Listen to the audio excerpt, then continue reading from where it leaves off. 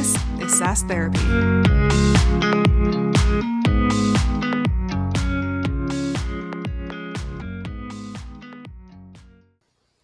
Hello, everyone, and welcome to another episode of SaaS Therapy, the show where we help you save your most important business relationships, your customers. I'm your host, Todd Kirk. I'm joined by my less bearded buddy, Casey Trujillo, who is my constant companion. I've been on vacay for the last little bit, and I decided to try out a beard. So I don't know if I should keep it going. I wasn't sure if that was a shot at the lack of hair on top or the beard itself. So either way, I get what you're saying, man. Yeah, I do have more hair on my face right now than Casey has on his head. So, but we are super pumped to be inviting our guest on today. We have Irwin Hipsman on, who is the founder of Repetitos. And Irwin, we're glad to have you. Welcome to SaaS Therapy. I love this format. My career way back started in radio. So, this is a great format for me. I love sort of the informal chat and the I don't know if some people will hear this and some people hear and see it, but I love the audio version of these. That is true. And some people do watch it. I looked at our analytics once, and we are pretty high performing on Spotify for people who actually watch it, and they go to YouTube too, but I would think most people listen. Yeah, exactly. I actually didn't know that. And so you tell us a little bit more about your background, Irwin, and I had no idea you had a radio background. Help us understand. I college radio in this little town, Yellow Springs, Ohio. I did a lot of work at the radio station, and that set my career off into the world of communication. So I was involved with public access cable TV stations. So I started up 2 of those. So way back, and really cut my teeth with people coming off the street and wanting to learn how to make TV programs, and giving them the equipment. And First Amendment was the rule. So we got ourselves in a lot of trouble, as you can imagine, in Cambridge, Massachusetts. I believe it. Irwin, today I was at the gym, and at the gym I'm reliving the glory days with a bunch of other buddies that are there, and we started talking about our high school coaches. And one of my favorite coaches, he had a phrase that was just basically like, you do the small things right and the big things will pay off. Yeah.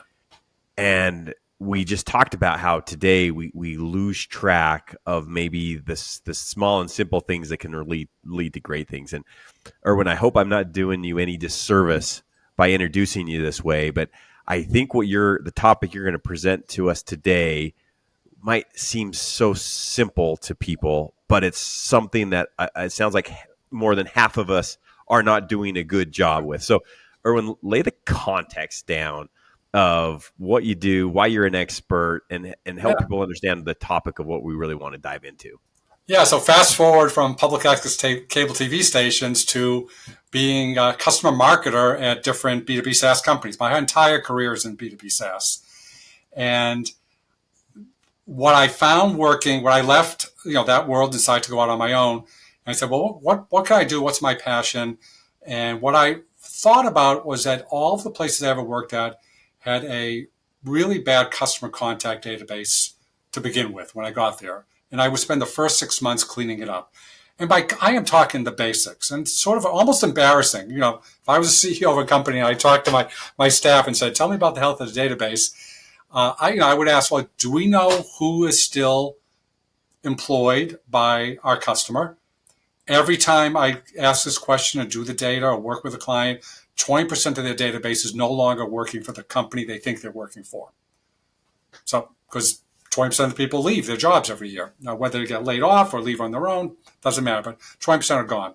And then there's location. It becomes really critical for field marketers to know where people are located as they're doing events, and for legal, for email privacy compliance. The biggest mistake you see is either blank or, they live near the headquarters. We all know that a lot of people don't live near headquarters. And the third is, what's their title? When they first filled out a marketing form, 3 years ago, they were a director, and now they're a VP, but we still think they're a director, because whose job is it to update every customer contact? You look at an SMB, they might have 5 or 6 customer contacts. A mid-market might have 10, 15. An enterprise might have 15 or 20. CSMs, they'll update the one person, the 2 people they have QBRs with. That person is a new title. But all those other people, no one's going up there and updating it. And when you want to start doing things like cross-sell, you're not going to cross-sell to a manager. You're going to cross-sell to a VP, but that person, you don't have them as a VP on your database, so they're not even on your radar to cross-sell with. So it really is the basics. And I went to ZoomInfo's, they were doing a product launch yesterday in Boston, went to their event. Number one thing they said is everyone's data sucks. And this is the customer contact data, not the prospect. They talk about prospect. This is the customer contact data. My bet is ZoomInfo's own customer contact database, is probably not that good either. I've talked to people there. They go, yeah, we have that same problem, even though, that's what we do for a living. It's not a dish on ZoomInfo. You could talk to Apollo. You could probably talk to any of them, the same thing. Because nobody owns it. Everyone looks at the CSMs. Oh, that's the CSM's job. That's not the CSM's job to go into LinkedIn and update people's, basic information all day long. It's the last thing they want to do. And the last thing salespeople want to do.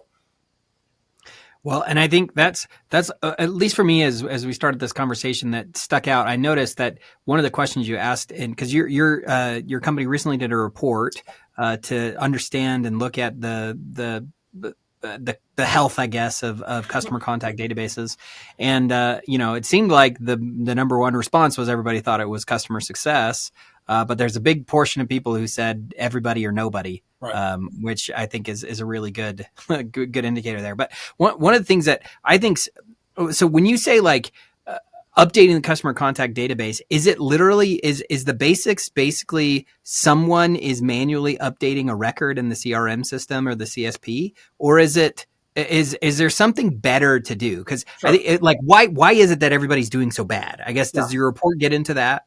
Yeah, I've part of the cleanup. This was.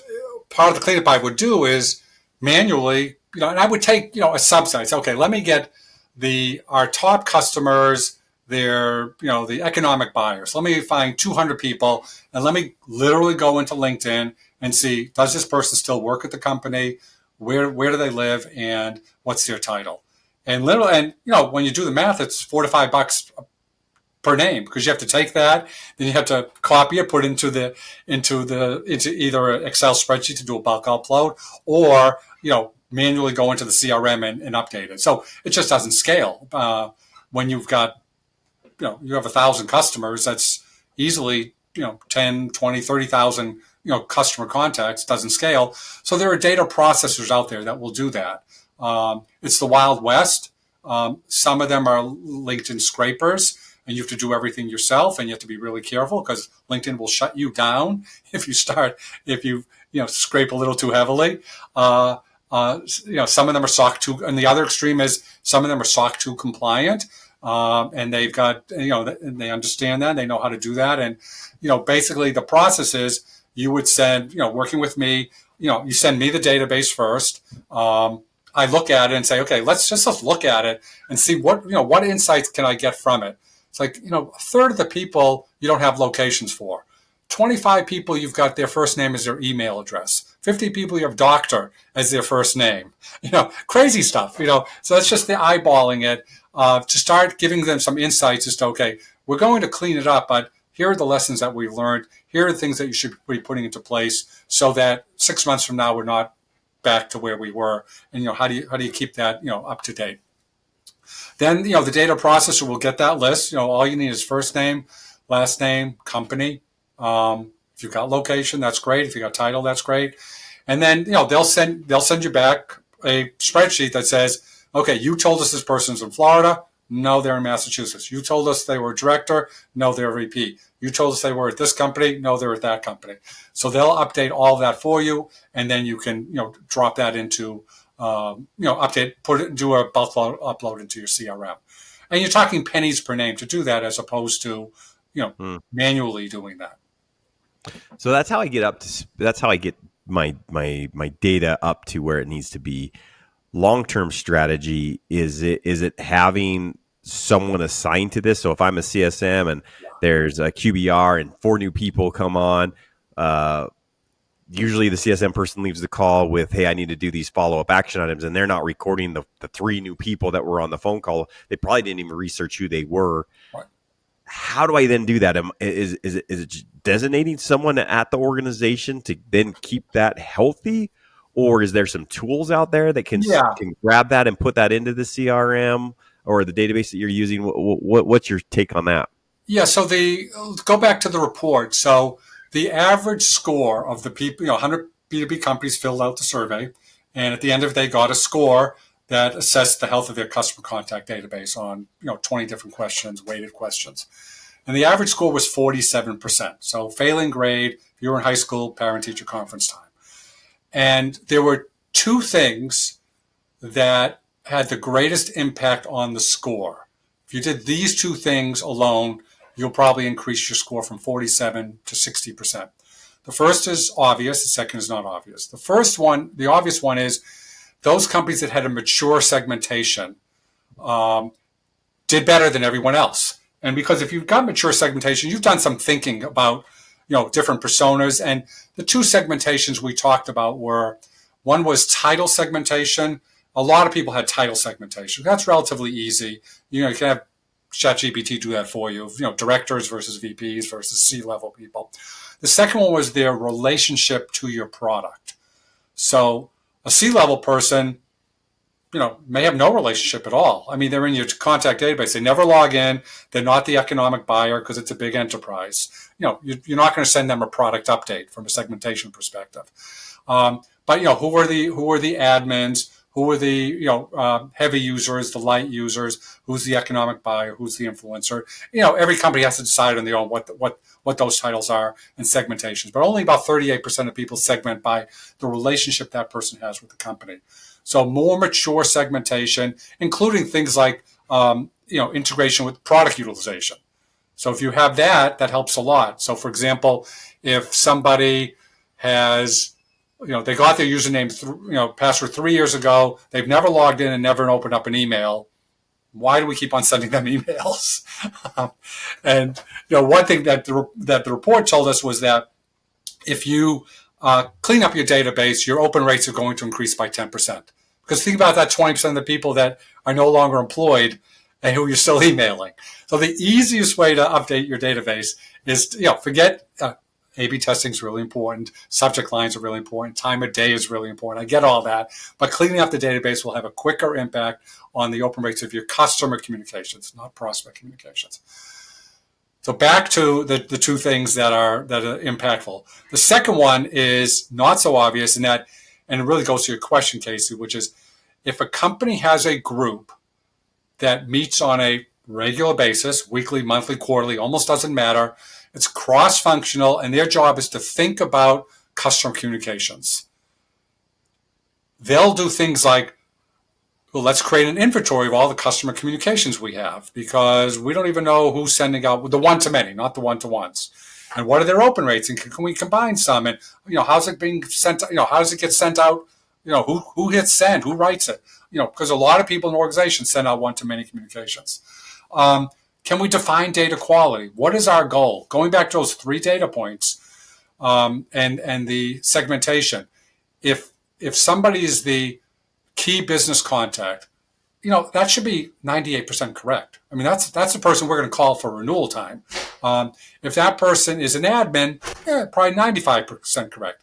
If they're a user, maybe 90% correct. If they've never logged in and never opened an email, you know what? Maybe we don't even worry about those guys. And we don't spend a lot of time and energy focusing on making sure they're up to date. Let's focus on the people that are really important to the account. So those are the sort of things that this group would start, figuring out and working on. Now, they're not going to solve it all. And I've got a 30, 60, 90-day sort of program that, we talk about, things like sampling. Do a quick sample. Take 200 names at random and split it amongst the group and go into LinkedIn and see what our database looks like. How bad is it? Can we send out a crisis communication? If tomorrow the CEO said, something really bad happened, we need to communicate with customers, you don't want to send it to everybody in your contact database because, you want to send it to your key business contacts. Could you get that out the door? Well, companies I've worked at, it's like, no, because the CSMs would never tell me who the key contact was because they don't want me to know. It's like, well, now I've got to call the CSMs up and say, we got to get this email out the door tomorrow and half of them are at a trade show. And now the CEO is looking at me saying, why can't we get this out the door? This is the most important communication we have because we're about to get sued and we want to get ahead of this, or whatever it happens to be. That's the sort of thing. If you had that group that was cross-functional, start taking each one of these one at a time and started getting at them pretty quickly. In 90 days, you'll start seeing an improvement to the health of the overall customer contact database and the way you approach communicating with customers. Okay, so basically there's two things there, right? One is more mature segmentation is better. So getting better at segmenting and identifying the different users and the different personas and the different people who work within the organization. And then second is a cross-functional team that's working to update the account, right? Because it's kind of, you don't want to put it all on the CSM because they don't have enough visibility to be successful. Is that a fair restatement? And that group would investigate, because somebody from marketing ops or rev ops would be in that group. That group would investigate, what are the tools out there? Because at the end of the day, it just doesn't scale. So what tools are out there that we can, either do a one-off? A lot of SaaS companies don't like doing one-offs, but you can find them. I know who they are. They'll do a one-off to just get you back to a steady state, and then you figure out where to go from there. Then maybe you work with that vendor on a one-off, and we're a really good relationship. We like their quality of work. Now let's talk about an annual license. So that, because if you do all this and you do an annual license, and that's not what we expected. It wasn't because they did a 250 person sample. It's like, and now the onboarding wasn't as good as we thought. Support's not as good as we thought. And now we're sort of back to where we were. And we have to wait another year to bring another vendor in. So try them out with a one-off. And if they won't do a one-off, a significant one-off, like 5,000 to 10,000 people, I would move on to the next person, frankly.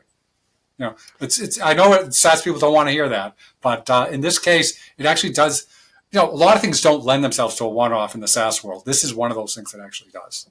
Yeah, because it's a project to clean that. But you pay for it. It's it's not a freebie. You got to pay for it. But so Irwin, one of the things that you mentioned earlier that I'm really curious about. So you mentioned like a lot of times, and I think this would just pass the sniff test of what the standard is, which is the number of contacts you have at a customer, right? So if I'm working with SMB customers, I'm probably not going to have a lot of contacts because they're small. If I'm working with an enterprise customer, I might have a lot.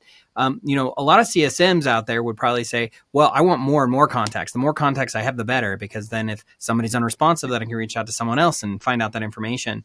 But the challenge is there's like, let's say in your CRM system, you're working with an enterprise customer that might have 40,000 users of your software. Well, I don't want to put all 40,000 of them in there. So like, how do you determine the best practice as to like the types of contacts that you do want in the system, understanding that you have a primary point of contact, but a whole lot of other stakeholders that you may want to have and be incorporated into your actual contact list? Yeah, I'm working with a client right now who that's exactly what they asked for. They said, no, our database is in pretty good shape. And we assessed it. We said, what? It is actually in pretty good shape. They do a good job. And they work with enterprise clients. And they said, they have like 4 or 5 people per account, and they're in the sort of the benefits world. And they know that people will move around, and somebody will then, move into that, take responsibility for their product, their relationship, and they've never communicated with that person. They said, Irwin, what we want is we want to get, we want to have at least 20 contacts per account that 15 of them may not know us, but we can segment them. We say, here's that segmentation. These people don't know us. So we're not sending them product updates. We're not sending this. Let's start slowly nurturing them. Let them know, what their company is doing with our B2B SaaS product. No asks, no do this, no do that, but just, hey, we just want you to know this is what's going on. This is how much money we saved, whatever. So a good data processor can help find those additional contacts. You'd have to give me the titles. Like what we're looking for is director of employee benefits, director of HR. You'd have to tell us, how you think about your clients, and then we will find all of those people for you, and then add them to your customer contact database and continue to track them. So maybe on a monthly basis or a quarterly basis, we'll continue to do that update. And it's like, ooh, this person who we've been sending communications to, they just left, and they went to another company. So yes, they weren't our day-to-day contact, but we've been communicating with a little bit, so they know a little bit about us. They've got the new perfect title for us at the perfect ICP. We can start reaching out to them. This won't be the first time they've heard of them. So there's that enrichment. There's the updated enrichment, like making sure all of our contacts are correct that we know of. But then there's the adding people that we don't know of, because a lot of companies don't want their vendors to know everybody in the relationship. So how can we, double the number of people that we want a relationship, not that just they're one of the 40,000 users. When they leave, they're the summer intern. That's not somebody we need to track over the years. But how do you add real contacts that we really want to know and start developing those relationships with and start nurturing? That's an area that I can certainly play with and have the data processor know how to do that. Or when I was listening to one of the podcasts that you had been on, and I wasn't sure if this was your recommendation or if a customer gave you the recommendation. You're like, gosh, I might implement this with my other customers. But they said that they wanted to actually track the point of contact's Gmail field. Oh yeah. Because the point is if the customer, my point of contact leaves, well, I don't know how to access them anymore, right? I had a work email address. So I can't remember where the suggestion came from of, hey, let's put their Gmail account in. So if they do leave, I can still interact with them via Gmail.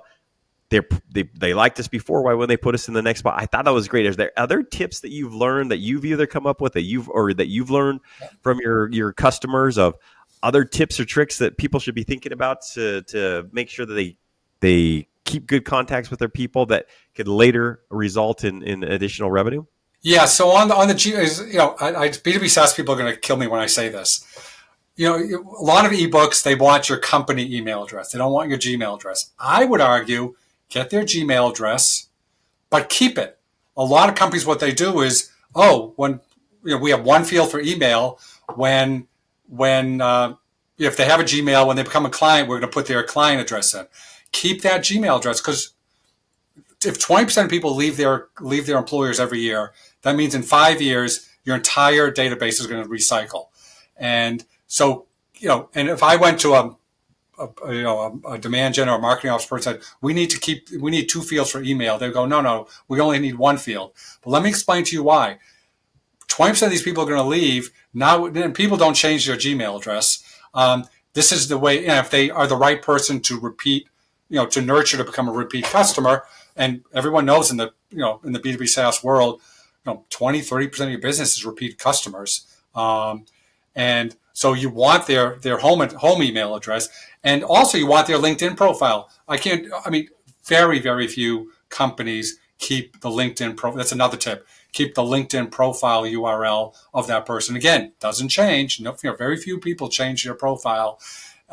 It comes a lot cheaper from a data processing perspective once you have their LinkedIn profile to keep track of them than if you don't have the LinkedIn profile. Mm-hmm. A third tip is, I think about going to RevOps or the Salesforce team, and they look at me and go, what do you need that for? When was their title last updated? Because those never get updated. So if you're doing a data cleanup and you see it's been a year since this person's been updated, let's focus on the people who we haven't updated for a year. So, when we update that field, have a field that says when it was last updated. So, so that it's like, this is current information. We can live with this. So, it's cooperation with whoever owns the CRM. But if you do some of the things we talk about, particularly, that inventory, defining data and quality assess, you've now earned the right to go to the CRM admin and say, this is what we need, as opposed to, we haven't done anything, but this is what we need. It's like that person's going to say, yeah, that's a 6-month waiting, queue for that. But if you said, hey, here's the homework we've done, this is the problem we've run into, it's like, yeah, that extra field makes sense. Okay. Putting a field in is not a lot of work. But if you want to tell somebody no, then you say, well, we have a long queue. And adding the field for a LinkedIn profile is not a heavy lift. But if you haven't done any of the work and you're just asking them and they don't think, and my first question would be, well, how are you going to keep that updated? Well, once a quarter, we work with a data processor and they give us the LinkedIn fields. Okay, that makes sense. We'll get it for you. Yeah. Okay, those are all really good tips, mostly because, as so I don't know if you know this, Irwin, but so Casey comes more from a sales background. I come from more of a product and Right. like professional services background. And so as a result, I would guess, I would dare say, I could make this prediction that very few people actually like entering data into their CRM system. I'm Um, shocked. regardless of if they're the seller like Casey or the CSM or some professional services and support person like me. And so like there's obviously so much value to an organization to capture that data and to keep it current and keep it up to date.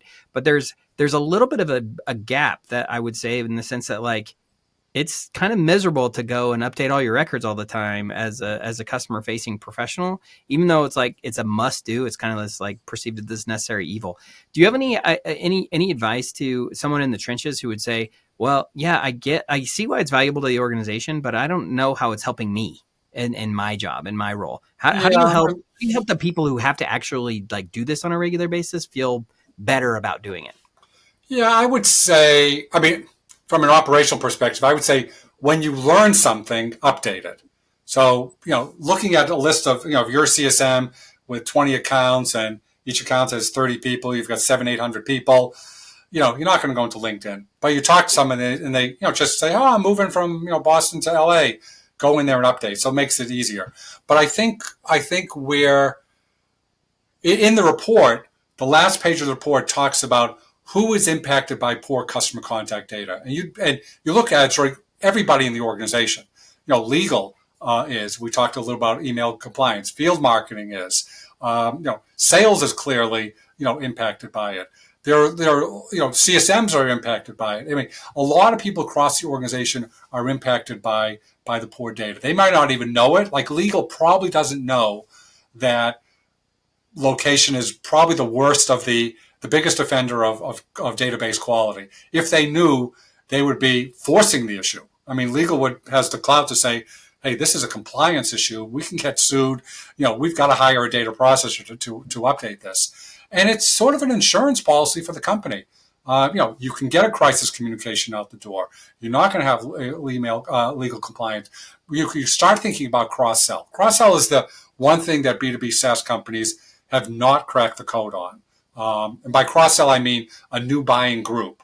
There's upsell. You sold to somebody, they're going to get more seats or they're going to get a new module.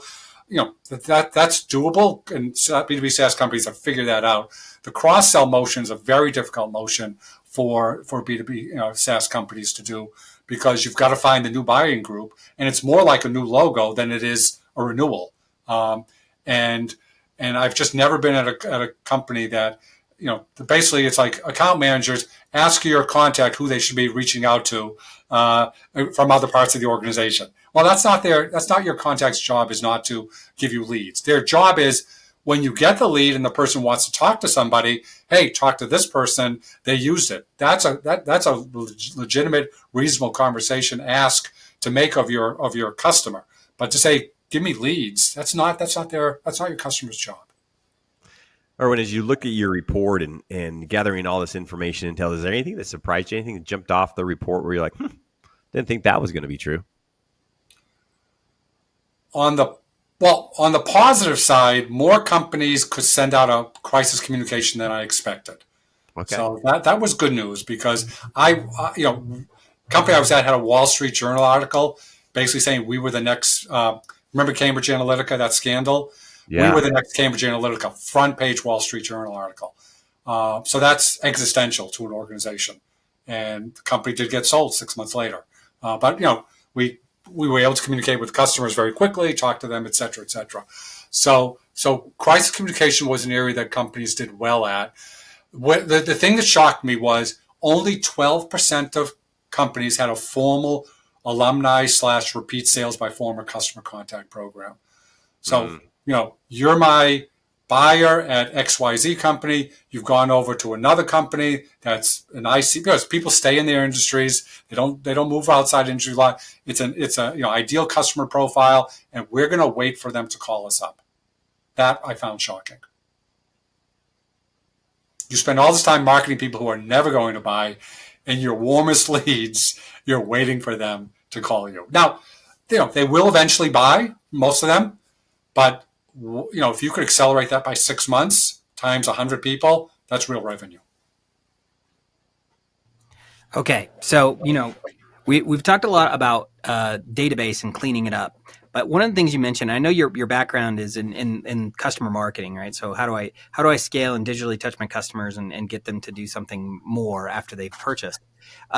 One of the things you said earlier is like just cleaning up the database is going to improve your open rates dramatically because you're not going to be sending a bunch of emails to ghosts. But I am curious, just from your perspective, like what does good email communication look like to a customer post sales? And especially because I would guess, there's kind of the two main types. All right. It's like, I'm a CSM, I'm reaching out to my contact one-on-one. And then there's like one-to-many customer marketing type approaches. What have you seen are kind of best practices or standards that people should be thinking about as they're trying to get better there?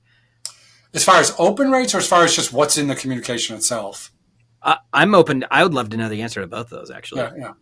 And whichever one you feel is easiest to talk about. So yeah, I think one of them is starting to look at that inventory and start to thinking about compressing. So the same way we're going to compress the number, like so when I was a Forrester, the average email when I joined, we sent out to 1,500 people. By the time I left 2.5 years later, we sent out to 800 people. So we were just getting better at segmentation, better at not sending the message. A CEO doesn't really care about a product update. The admins care about the product update. CEO might care about ROI. Another really good trick is everyone hates newsletters, but when you look at them, they really do work because you can, as opposed to sending 5 emails out with 5 different messages, you can put them all into one.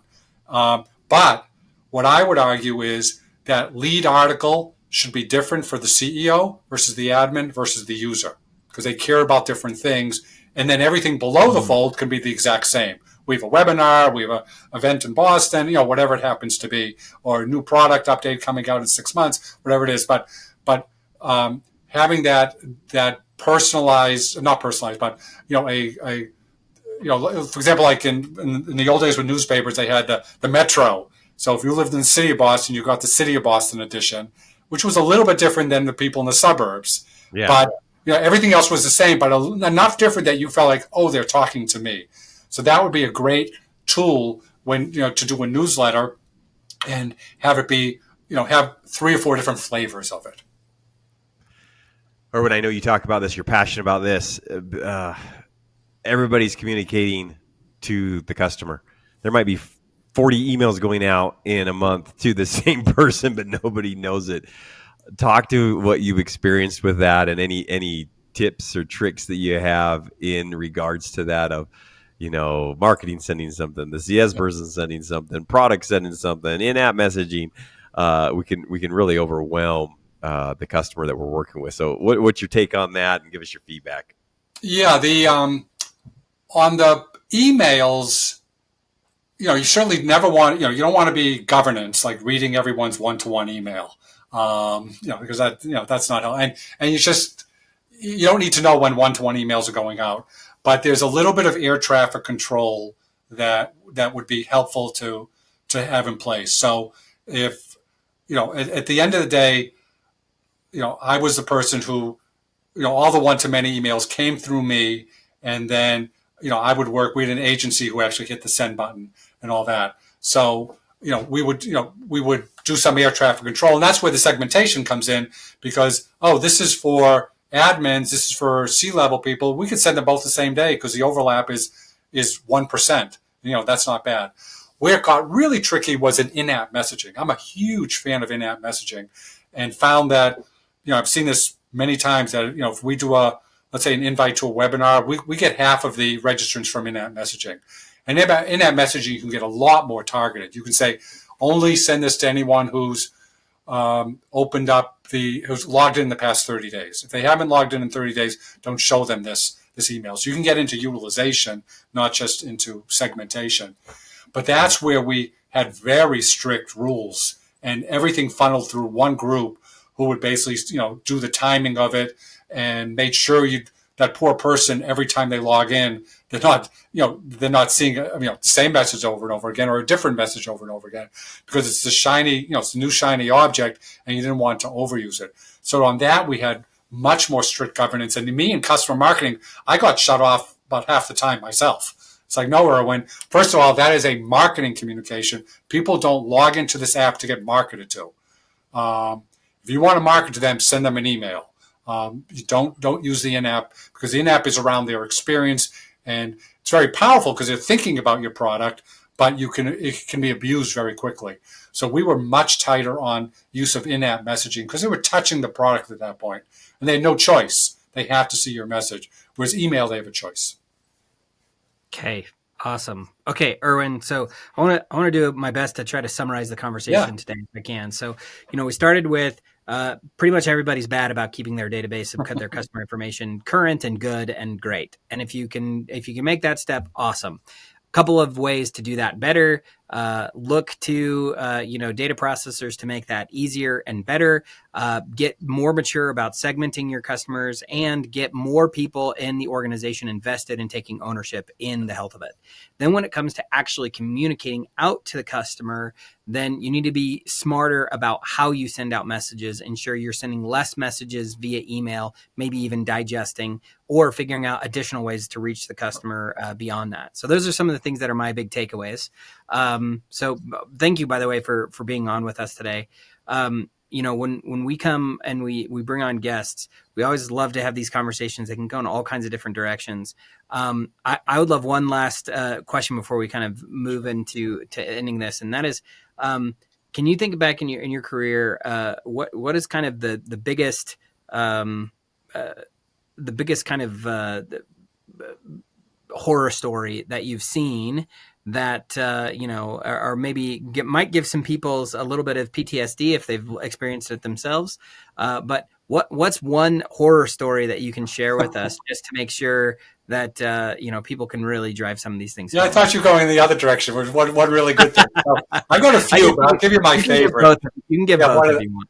So I was working at the same company that had the Wall Street Journal article. I was head of customer marketing, and we worked with demand gen. And we want to send an email out to customers, and they go, okay, we can get it out in 2 weeks, which is not good, but you know how to work with it. 2 weeks come by, it's like, well, no, we couldn't get it out. We had something more important.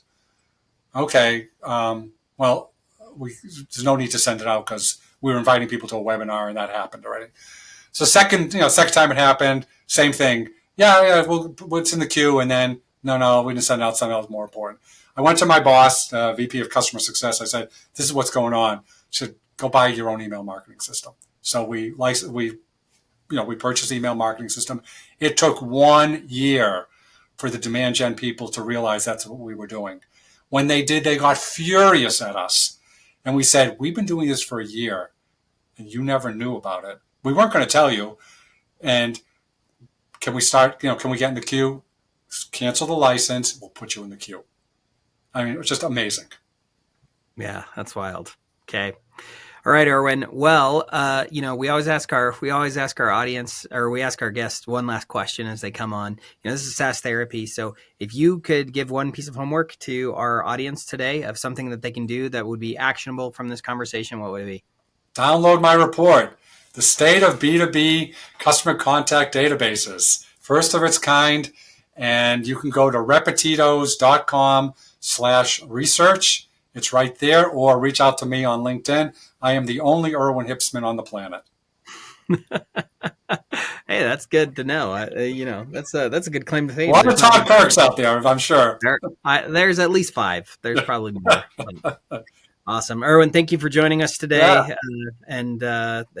Awesome to learn a little bit more about you and the report, and fascinating stuff. So thanks again. And sounds like from that, anybody's in the Boston area, they need to look you up. So yeah, love to be actionable. Awesome. Hey, thanks everyone. Have a great rest of your day. Bye now.